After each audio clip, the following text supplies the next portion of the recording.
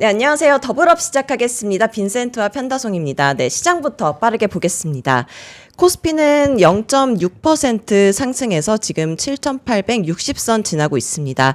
그리고 오늘 코스피 따라서 코스닥도 가고 있는데요. 코스닥은 3.9% 상승한 1,149선 지나고 있습니다. 네, 오른쪽 화면에서 수급 보시면요. 어제 2조 6천억 원 가량을 순매도한 개인이 오늘은 1조 2천억 원 가량 순매수하고 있고요. 외국인은 1조 4천억 원 가량 순매도하고 있습니다. 네, 종목 보시겠습니다. 종목 보시면요. 코스피에서 오늘 반도체 투톱이 어제 좋은 모습을 보여줬는데 오늘은 상대적으로 약한 모습 보여주고 있습니다. 삼성전자가 30만 전자를 돌파했다가 지금 1.17% 하락하는 모습입니다. 코스닥 종목 보시면요. 에코프로와 에코프로 BM이 글로벌 완성차 업체와 첫 직접 공급 계약을 체결했다는 소식에 10%대 상승을 하고 있습니다. 그리고 알테오젠, 삼천당 제약, 에이빌 바이오 같은 제약 바이오 종목들도 좋은 모습 보여주고 있습니다. 시장이 8,000피를 돌파한 이후에 매도 사이드카 그리고 급반등까지 롤러코스터 장세를 보여주고 있는데요. 이런 흐름에서 어떤 전략 세우면 좋을지 오늘은 염블리 염승환 이사님 모시고 이야기 나눠보도록 하겠습니다. 어서 오세요. 네. 어서 오세요. 자, 염블리 엄청 기다렸습니다. 그러니까요. 자, 오늘 코스닥이네요. 네, 뭐 아침에 그 보니까 이 텔레그램에서 이게 돌더라고요. 국민 참여형 성장펀드 오늘 이제 게시하잖아요. 네. 네, 뭐 벌써 완판됐다. 뭐 이런 얘기가 있어가지고 그게 제가 알기로는 올해 6천억으로 조성된 걸로 아는데 거기에 이제 많은 부분이 사실 벤처기업 투자하는 거잖아요. 뭐 물론 코스피 투자도 가능한데 특히 아마 이제 좀 특례 상장한 기업들. 그러니까 대부분 바이오가 좀 많을 텐데, 네. 그러니까 돈은 못 버는데 투자는 많이 하고, 기특. 예, 네. 그런 이제 기업들 투자가 좀 어느 정도 일정 비중 들어가는 걸로 알려져 있어요. 그러다 보니까 이게 이렇게 흥행을 끌면 이제 자금 집행 들어갈 때 코스닥이 돈이 들어갈 가능성이 높고 또 올해 아시겠지만 코스닥 너무 부진하거든요. 맞아요. 뭐 진짜 언제였죠? 이틀 전만 해도 정말 뭐 난리도 아니었어요. 맞습니다. 아니 삼성 정작 그 많이 오른 삼전 닉스는 빠지지도 않고. 네. 빠질 때는 오르지도 않은 코스닥은 맞아요. 더 많이 빠져버리고 이게 되게 억울할 수도 있는데 강 세장은 뭐 아시겠지만 주도주는 항상 덜 빠지고 안 오른 게 더 빠지거든요, 사실은. 이제 그러다 보니까 역으로 생각하면 이제 가격 매력까지 생긴 거죠. 그래서 오늘 아마 코스닥이 또 뭐 2차전지 이슈도 있고 해서 아마 이제 모처럼 이렇게 좀 수급과 이게 결합이 돼서 네. 좀 급등하는 거 아닌가. 그래서 아마 개인 투자분들 입장에서 오늘은 좀 맨날 삼전 닉스만 가냐 그러셨을 것 같은데 네. 오늘 확실히 삼성전자 하이닉스 쉬니까 네. 확실히 좀 분위기가 바뀌는 것 같습니다. 그러니까요. 아주 그런 것 같아요. 체감적으로 물론 다 가면 좋겠지만 네. 삼성전자, SK하이닉스가 한 1% 내외의 약한 조정을 받으면서 코스닥 전반적으로 다 이렇게 훈풍이 네, 불면 맞습니다. 그래도 많은 분들이 또 짧은 연휴를 기쁘게 맞이 않을까 이런 생각 드네요.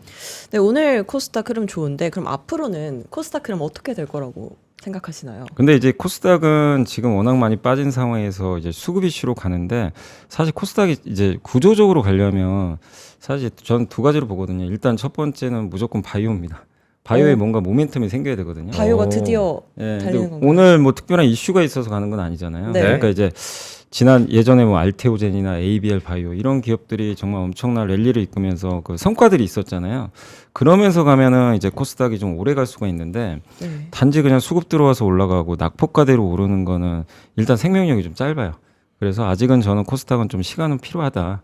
이렇게 좀 보고 있고 다만 하반기에 뭐 주요 바이오 기업들이 좋은 성과를 만약에 내준다면 또 좋은 모습이 나올 것 같고 두 번째가 이제 정부 정책인데 정부 정책. 예, 아시겠지만 아마 올해 10월인가 9월에 아마 승강제 도입하는 10월달. 예. 네. 그러니까 이제 방향성은 명확해요. 코스닥이 이제 수요일 뭐 지난 수요일이나 화요일처럼 폭락할 때 적절하게 잘 모아 가시면 하반기엔 성과는 날 것 같아요. 네. 왜냐하면 이 정책이라는 거는 정해져 있기 때문에 결국 내가 그 시간 동안 기다릴 수 있냐 인내심만 있으면 되거든요.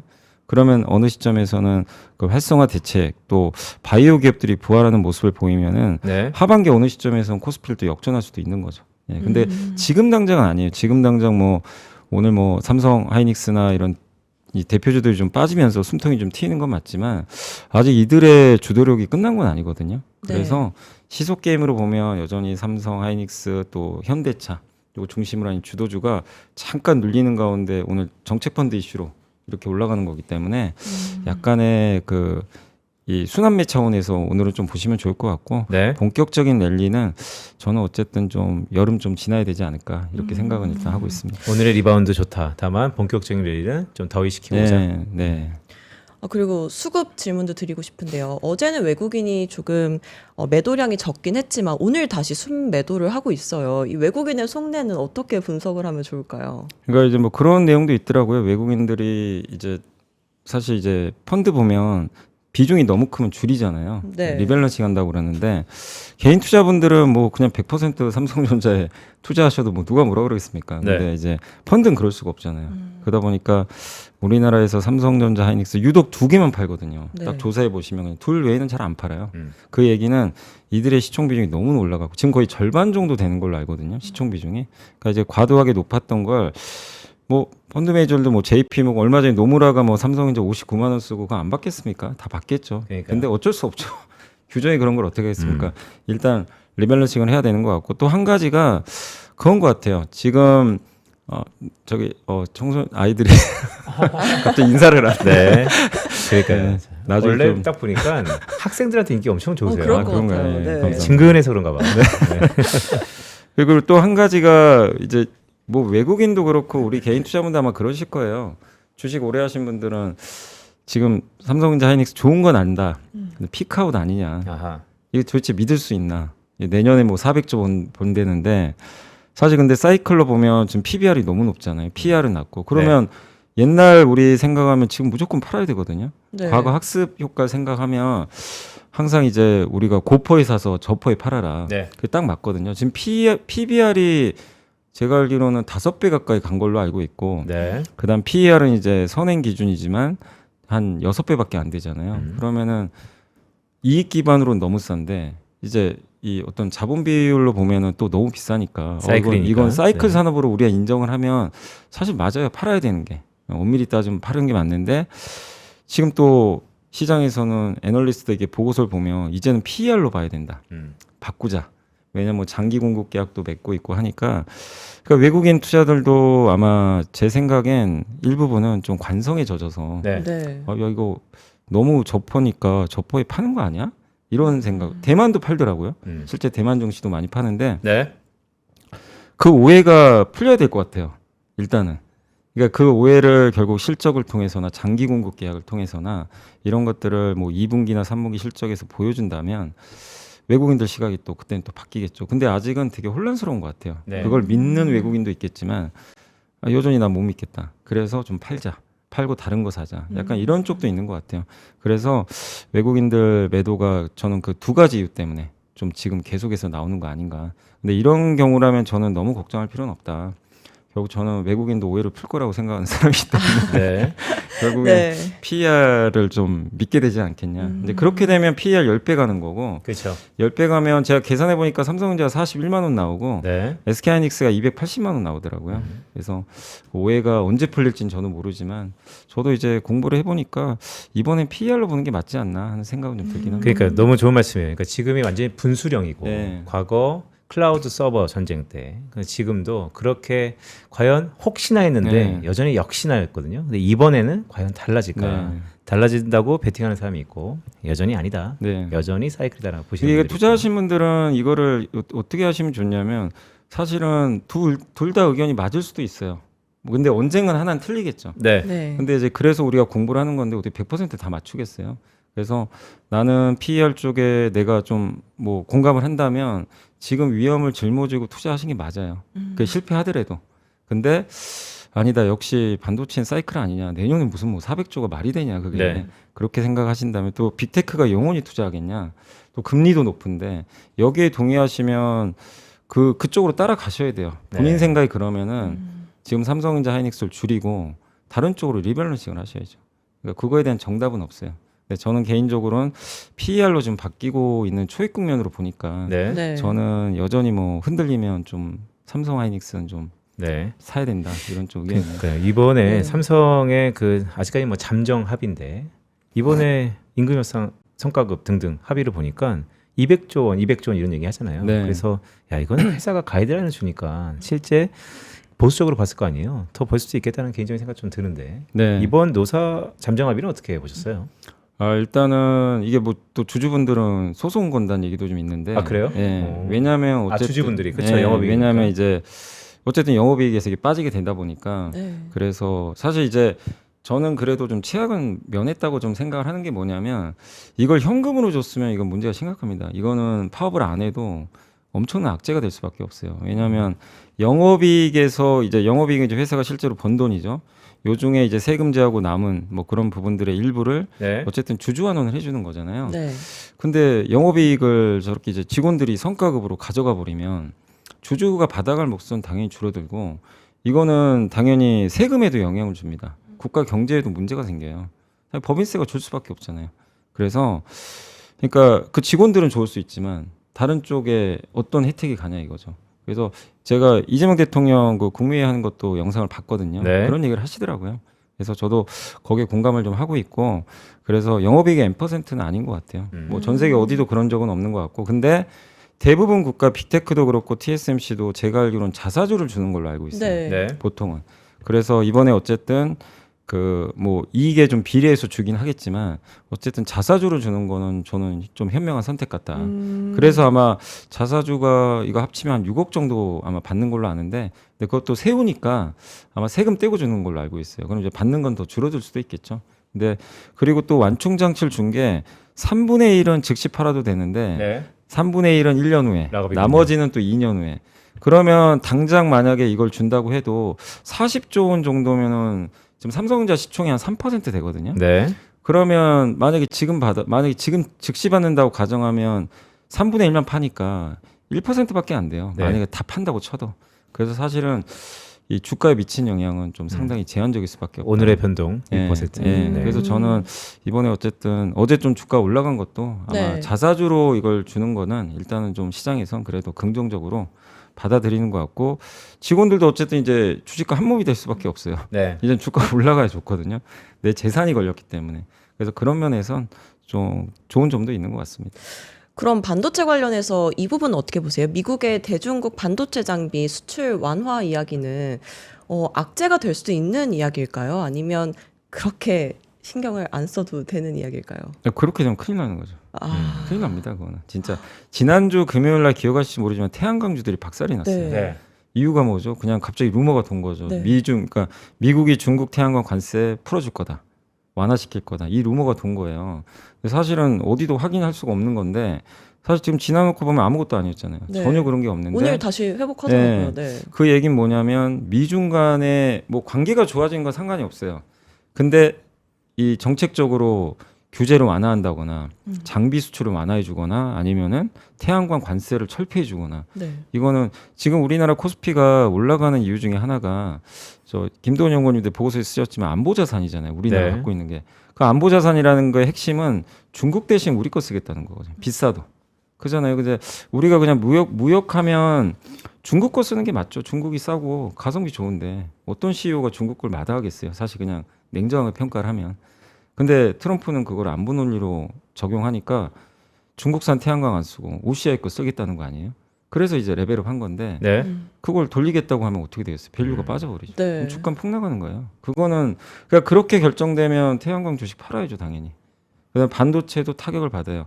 장비를 공급하는 순간 중국은 엄청난 무기를 얻게 돼요. 그러니까 반도체하고 2차 전지가 다른 게 2차 전지는 소재 싸움인데 반도체는 장비 싸움이거든요. 그래서 아무리 좋은 소재가 있어도 장비 없으면 못 만들어요. 네. 삼성전자한테 그 미국의 램 리서치 장비 안 갖다 주고 어플라이드 머티리얼즈 장비 없으면 삼성전자 그냥 공장 놀아야 되는 거죠. 사실 똑같은 거거든요.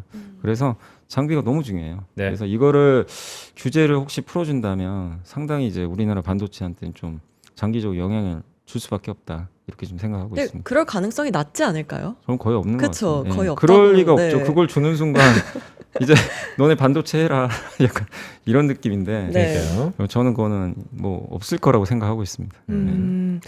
네, 그리고 유가 질문도 드리고 싶은데요. 트럼프 대통령이 종전을 시사하는 발언을 계속해서 이어가고 있습니다.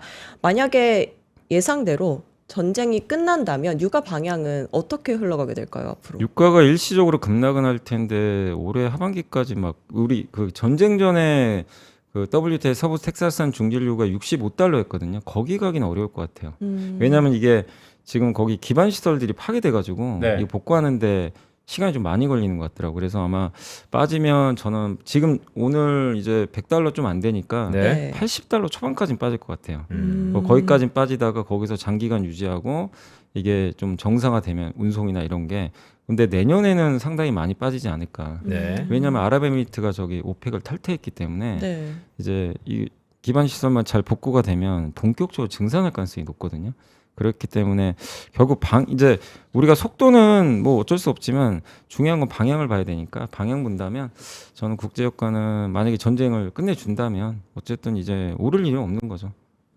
그 전에도 원래 공급 과잉 상태였거든요. 네. 그렇기 때문에 하락 쪽으로 계속 가지 않겠냐. 다만 천천히 갈 것 같다. 이렇게 네. 생각은 하고 그러면 국제유가가 지금이 거의 이제 고점 부근이고 네. 앞으로 시간이 지날수록 하방 압력을 받으면서 하락한다면 어떤 업종이 괜찮습니까? 사실 이제 우리가 생각하기로는 당연히 뭐 하락하면 다 항공주 생각하실 텐데 뭐 그럴 수도 있지만 그거는 이제 항공주도 당연히 수혜인데 어쨌든 유가가 떨어지면 이제 이렇게 생각하시면 되죠. 금리가 꺾일 거거든요. 아하. 금리 인상은 이제 없어지죠. 뭐 인하할 가능성이 높아지고 그러면 다시 어떻게 보면 바이오에도 좀 훈풍이 불 수도 있고 네. 성장주 특히 로봇주에 되게 좋지 않겠냐. 로봇주. 네. 로봇주요. 그 지난주하고 이번 주 초에 금리 충격을 받으면서 미국에서도 제일 많이 빠진 게 양자랑 네. 로봇하고 원전주가 폭락을 하더라고요. 그러니까요. 거기에 힌트가 있죠.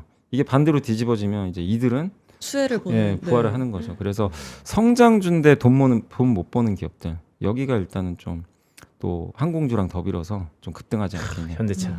현대차도 아. 돈은 잘 버는데 네. 그러니까 근데 지금은 로봇으로 보니까 그러니까요. 뭐 당연히 좋아질 수 있지 않을까 네. 생각합니다. 오늘도 빠져요 현대차. 네. 많은 투자자분들이 넥스트 반도체를 찾고 계실 텐데 그럼 이사님은 넥스트 반도체가 로봇이라고 생각을 하시는 건가요? 약간 성격이 다른 게 네. 이제 반도체가 둘 다 갖고 있어요. 성장도 한데 실적도 좋아요. 네. 그렇게 보면은 저는 뭐 넥스트 꼭 반도체라보다는 그거랑 좀 비슷한 섹터가 조선 섹터로 보여져요. 아 조선. 왜냐하면 여기는 실적이 나오면서 또 네. 미국의 군함 이슈도 있고 그다음에 이제 6월달에 그 캐나다 잠수함 수주 좀 꼭 받았으면 좋겠는데 뭐 독일이 받을 수도 있지만 이제 그런 그 군함 이슈도 좀 있고 지금 대만 문제가 되게 심각하잖아요. 지금 네. 이번에도 시진핑 주석은 대만 얘기 좀 해라. 근데 트럼프 대통령은 확답을 안 하고 그냥 돌아갔고 대만도 굉장히 불안할 것 같아요. 근데 군함이 중요하죠. 미국은 군함이 없어서 그래서 저는 그런 모멘텀인데 기본적으로 실적이 뒷받침되니까 그래서 좀 조선 괜찮아 보이고 근데 이제 약간 이제 뭐 넥스트 꼭 반도체라보다는 성장성 면으로 보면 역시 저는 로봇 아닌가. 네. 저 오늘도 아까 오면서 출근하면서 좀 잠깐 봤는데 자꾸 보게 돼요. 그 피겨 AI가 그 택배 분리하고 있는 거 네. 지금도 생방송하고 있더라고요. 그러니까요. 저 깜짝 놀랐어요. 그 엄청난 마케팅입니다. 네, 진짜. 그거 마케팅인데 근데 놀라운 건 어쨌든 그걸 하더라고요. 이렇게 그러니까요. 뒤집어가지고 네. 진짜 사람처럼. 정교하게 하나요? 예, 되게 그러니까 물론 좀 약간 어설픈 감도 있는데 네. 바코드를 뒤집어야 되잖아요. 음. 그거를 어쨌든 이렇게 이게 반대로 돼 있으면 어떻게든 잡아가지고 뒤집더라고요.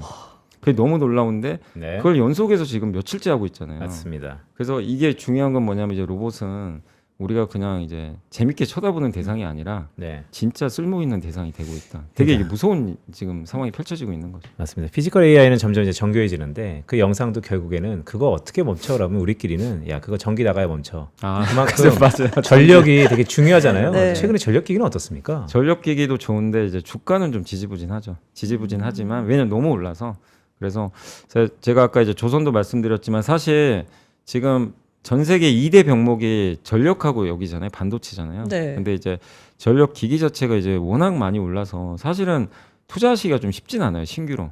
그래서 저는 개인적으로 만약에 이제 전력 쪽, 에너지 쪽을 본다면 신재생 에너지 좀 계속 괜찮게 보고 있어요. 신재생 에너지. 네, 뭐 미국은 좀 배척하지만 우리나라 지금 정부에서는 신재생 에너지, 지금 우리나라가 신재생 에너지 발전 비중이 10%밖에 안 돼요. 네. 전 세계 평균이 30이나 되거든요. 어쨌든 올립니다. 2030년까지 올리고 그 다음에 지금 뭐 유럽도 그렇고 대만도 그렇고 전 세계가 저 호르무즈 해협 이 봉쇄되고 나서 다 충격받아 버렸거든요. 어차피 태양광은 호르무즈 해협 건너지도 않으니까 이걸로 가야 됩니다. 네. 근데 그래서 또 필요한 게 뭐죠? 특히 해상 풍력할 때 밑에 해저 케이블 여기 공급이 없대요. 네, 그래서 오늘도 LS가 급등하는 건 저는 그런 이유 때문이라고 생각하는데 네. 결국에 거기에 관련된 재생에너지랑 연결되는 해저 케이블, ESS 배터리 여기 다 연결되거든요. 이런 쪽도 되게 중요하지 않나 생각합니다. 그럼 혹시 그 중에서 좀 눈여겨보고 계신 종목 몇 개만 종목은 수 그렇고 있나요? 아까 네. 제가 이제 해적캡 저 전선 아, 굉장히 좋게 네, 보고 네. 있고 네. 리튬 좋게 봅니다. 리튬? 리튬도 중국 거 이제 안 쓸 것 같고 네. 아. 사실 미국에서 60개 안보 광물로 60개를 선정했는데 그 중에 이제 하나가 리튬이 또 들어가 있어요. 네. 그럼 요거는 이제 중국 거 안 쓰겠다는 선전포고를 한 거죠. 그래서 우리나라 리튬 회사도 괜찮아 보이고 그러니까 이런 것들을 뭐 어쨌든 굉장히 좀 큰 흐름에서 한번 공부해 보시면 좋을 것 같습니다. 그러니까요. 자, 전 세계 2대 병목 네, 전력, 반도체.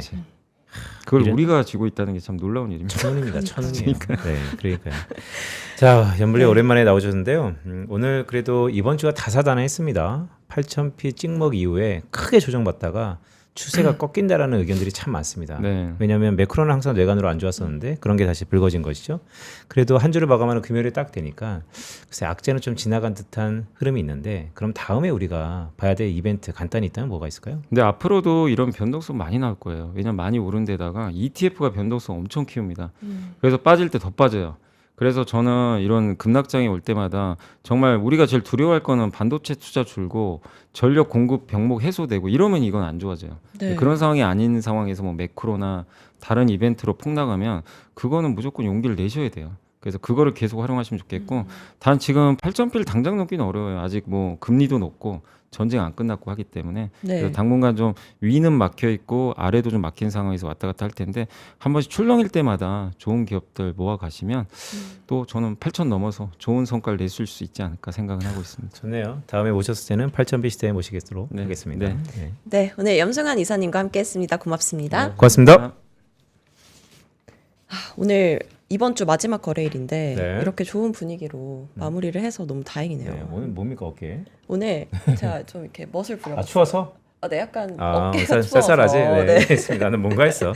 자, 한 주 다사다난했는데요. 여전히 우리는 8,000피도 종착지가 아닌 기착지라는 마음을 가지면서 어제는 여러분 오전과 오후장이 조금은 시세가 달랐습니다. 오늘도 오후장 기대하면서 여러분들의 성공적인 재테크 여정을 기원드리도록 하겠습니다. 네, 저희는 다음 주 화요일에 다시 찾아뵙겠습니다. 고맙습니다. 고맙습니다.